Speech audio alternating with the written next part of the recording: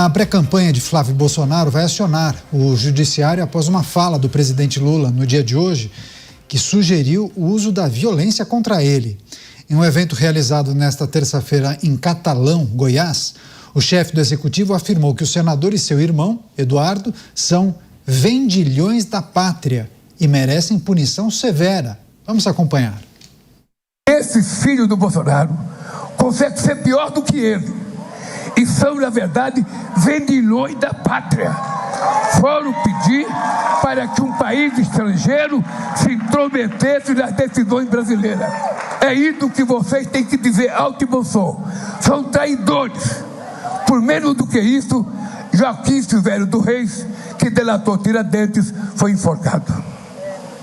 O que merece os traidores da pátria que vão pedir intervenção de um país no nosso país. Além das críticas pela declaração, pelas redes sociais, Lula também foi questionado por desconhecer a história do Brasil, uma vez que o enforcado não foi Joaquim Silvério dos Reis, mas o próprio Tiradentes, mártir da Inconfidência Mineira. Aliados de Flávio consideram que a declaração é grave, porque estimula possíveis atentados. Chamar os nossos comentaristas, quem é que está preparado? Ao Luiz Felipe Dávila. Dávila, seja bem-vindo, uma ótima noite a você. O Dávila, naturalmente, quase todos em tela, Roberto Mota, Luiz Felipe Dávila e o Bruno Musa. Vou começar com o Dávila, porque o Dávila sempre gosta de trazer também aspectos históricos e talvez ele tenha ficado decepcionado com essa manifestação, ou talvez esperasse justamente isso. Mas, Dávila, qual é a gravidade desse tipo de discurso por uma plateia com um número considerável de pessoas? Bem-vindo. Boa noite, Caniato, Musa, Mota, Beraldo e a nossa querida audiência. Caniato, fala de improviso deveria ser sobre temas que você conhece. Você não vai fazer improviso sobre uma coisa que você não conhece.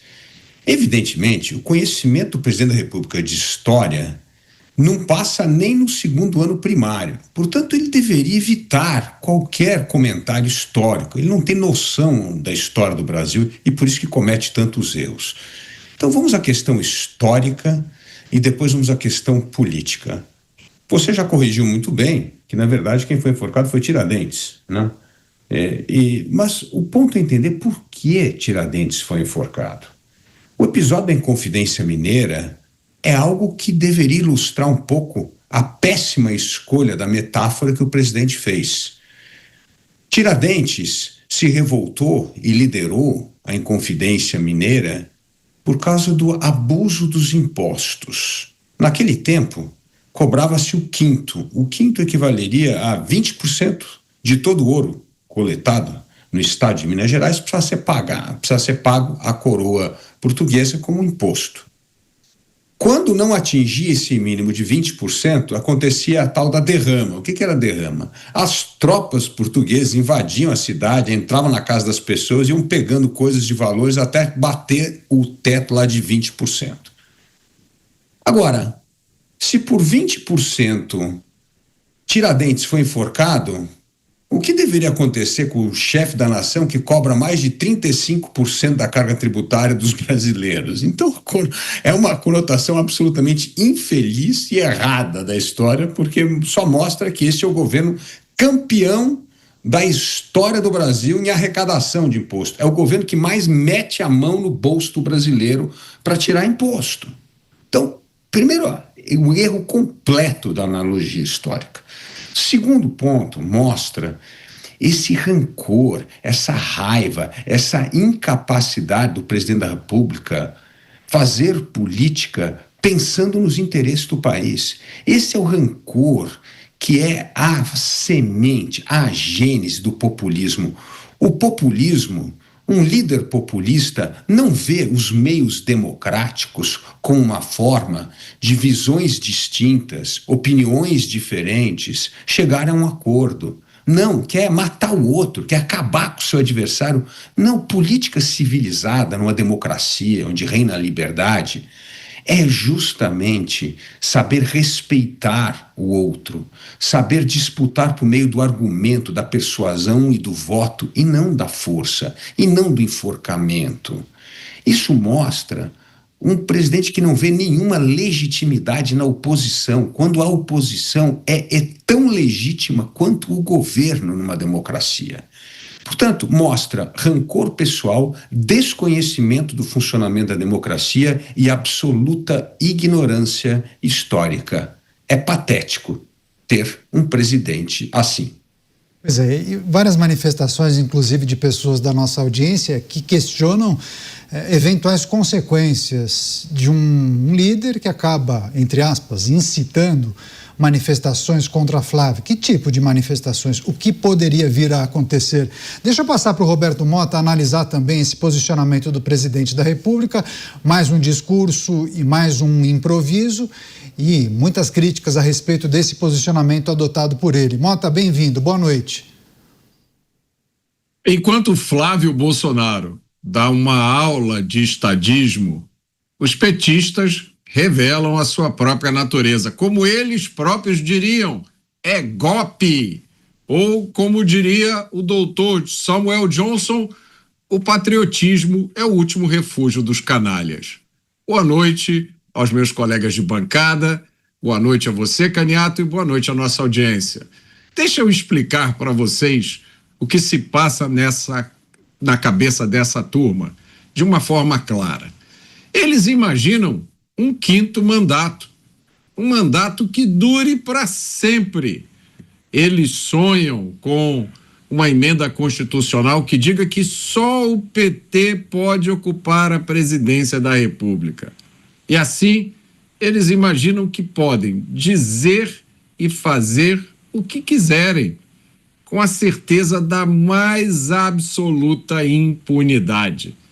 São analfabetos em história.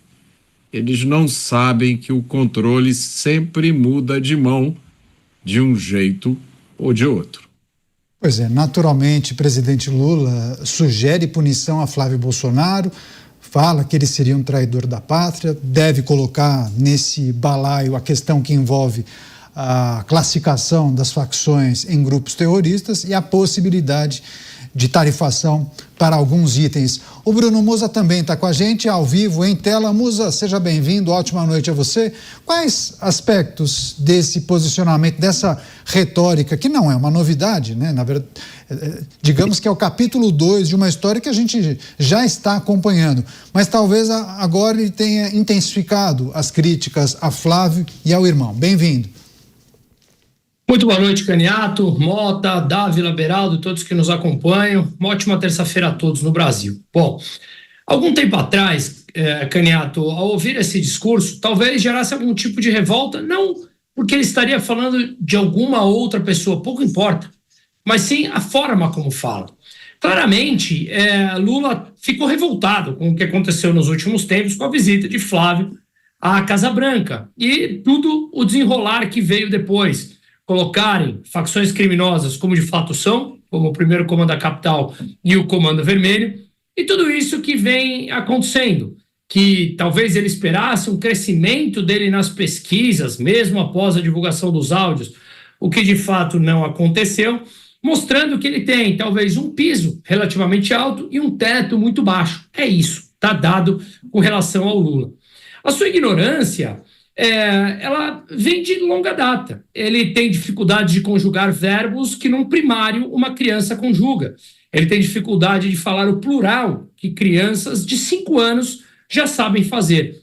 Mas isso, infelizmente, no Brasil, ao longo da história, foi visto como alguém do povo, como se fosse um atributo ser ignorante e ser realmente uma pessoa sem nenhum tipo de conhecimento.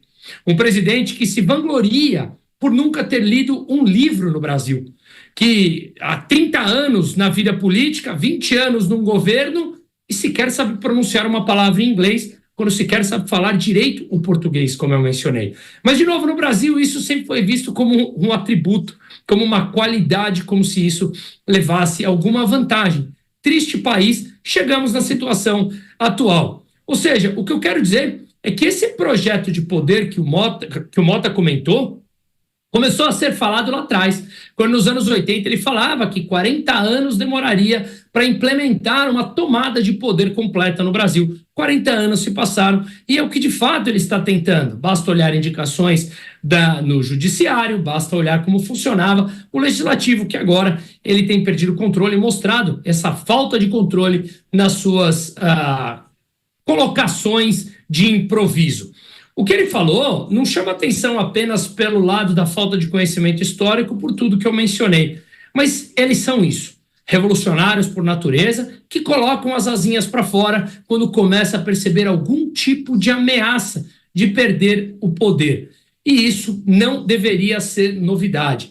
O que Lula fala é extremamente sério e mostra, na minha opinião, uma falta de descontrole emocional. Depois de tudo, escândalos de corrupção, falta de preparo, crise econômica que se avizinha e agora essa raivosa comunicação com toda a hipocrisia que envolve a fala versus a vida na prática dessas pessoas. Será mesmo que o Brasil precisa de mais um mandato disso aí? Pois é, Cristiano Beraldo também com a gente. Boa noite, Beraldo. Excelente terça-feira para você.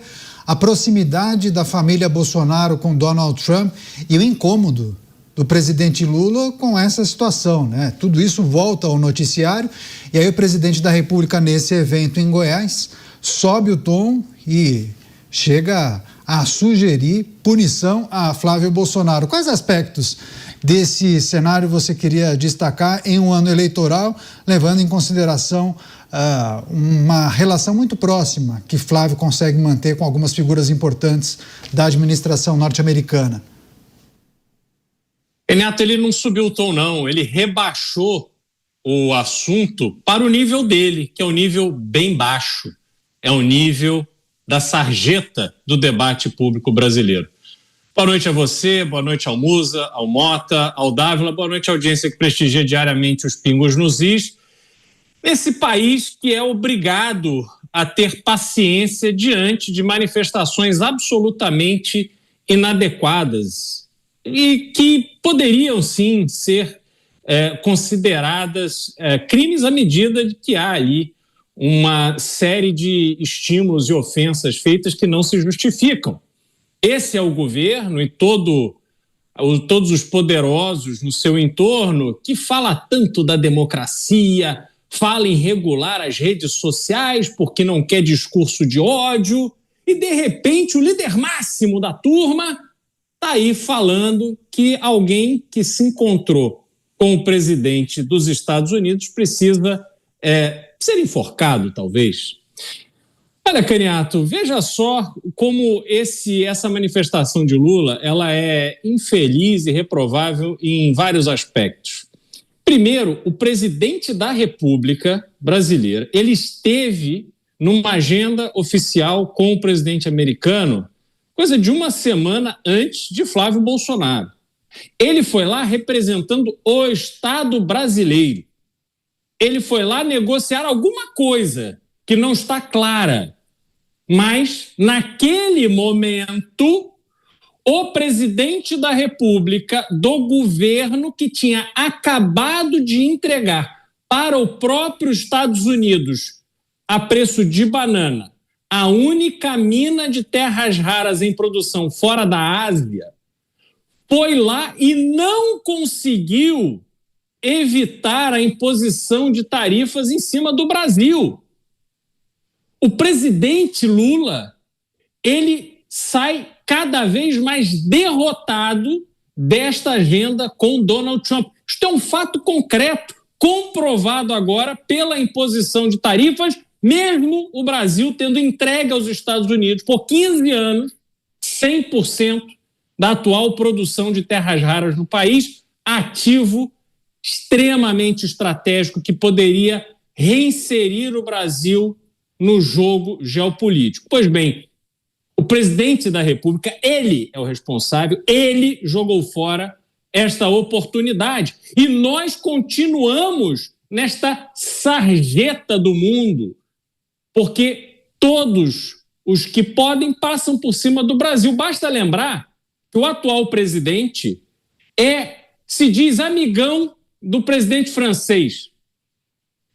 estão sempre juntos, fotos e vídeos e jantares e eventos e etc. E foi justamente a França que impediu a assinatura do acordo entre Mercosul e a União Europeia. Portanto, o presidente brasileiro ele não tem competência para absolutamente nada, a não ser utilizar a estrutura do Estado brasileiro contra os seus inimigos e o prestígio da presidência para ajudar os seus amigos.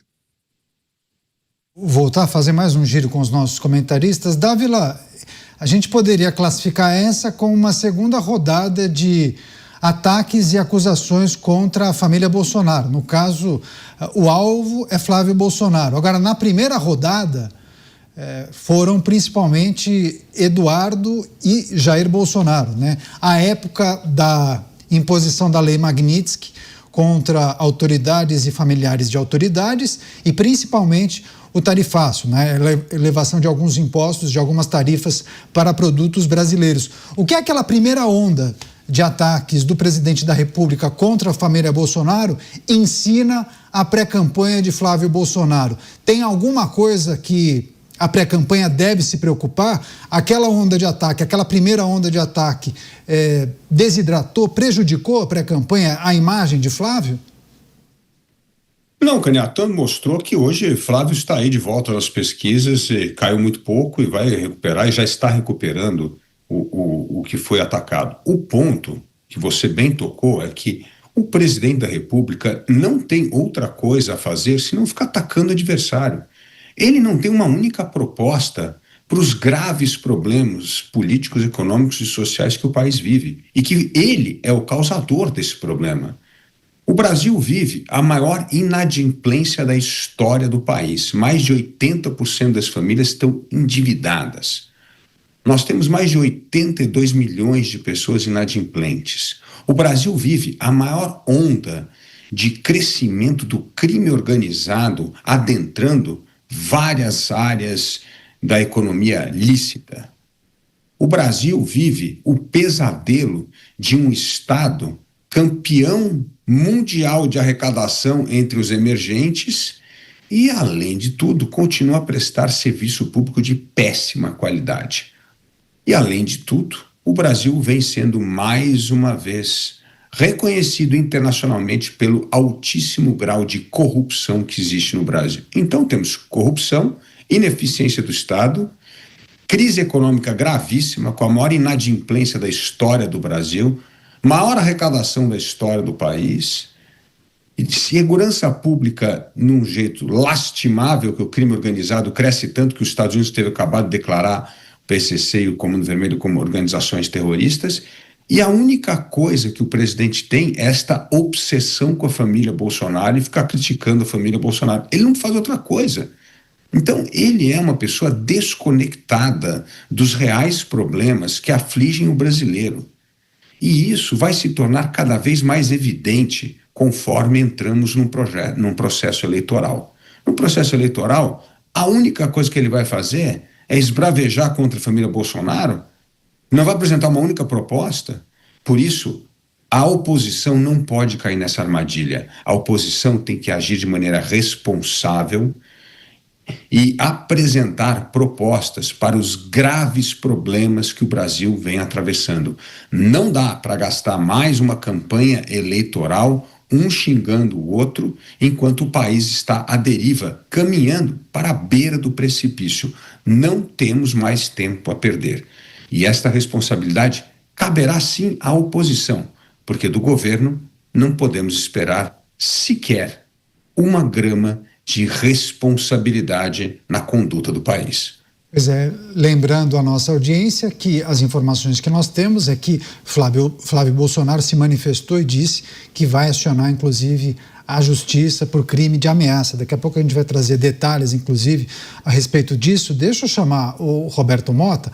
Mota, quando o Dávila menciona essa situação e a ausência de debate sobre os problemas do Brasil, essa ausência de uma proposta e a criação de um não problema, né? Porque quando o presidente da República adota essa postura, cai no colo dele talvez uma oportunidade de se agarrar a isso, cria um não problema e Flávio Bolsonaro se torna o alvo de todas as críticas, todos os problemas se voltam nesse discurso de Lula para Flávio Bolsonaro. Qual é o papel de Flávio nesse momento?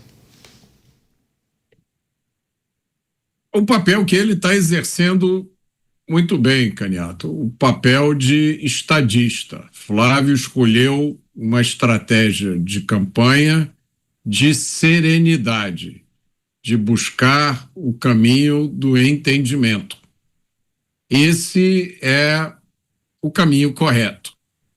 Eu não acredito nessa história de projetos ou discussão de ideias. Isso jamais acontece em campanhas políticas.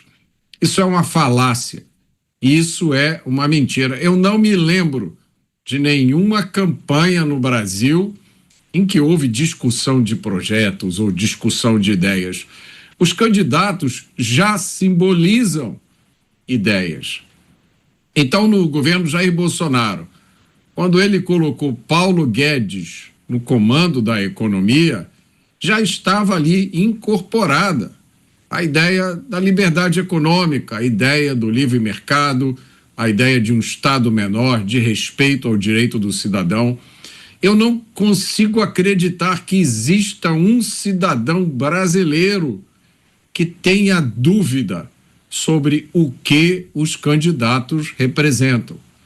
Nós estamos assistindo uma luta inacreditável no Brasil nesse momento, entre aqueles que acham que os criminosos devem ser punidos de qualquer forma e que classificar as facções como terroristas é ótimo, porque cria uma desvantagem para elas, e qualquer desvantagem para elas é benefício para o cidadão. E do outro lado, pessoas que acham que chamar as facções de terroristas é um atentado à soberania, que é um argumento tão ralo, tão sem sentido, e deveria ser suficiente para chamar a atenção das pessoas, que tem uma coisa muito grave acontecendo no Brasil. Eu ontem contei do meu amigo que na sexta-feira passada foi assaltado à mão armada, ao meio-dia de uma sexta-feira, no meio de uma rua movimentada, enquanto estava com o filho na bicicleta. Pois hoje o Brasil está vendo a divisão do país entre pessoas que acham isso absolutamente normal, nada demais, e pessoas que acham que isso é uma forma inaceitável de viver e precisa mudar. É esse debate que nós estamos vendo acontecer.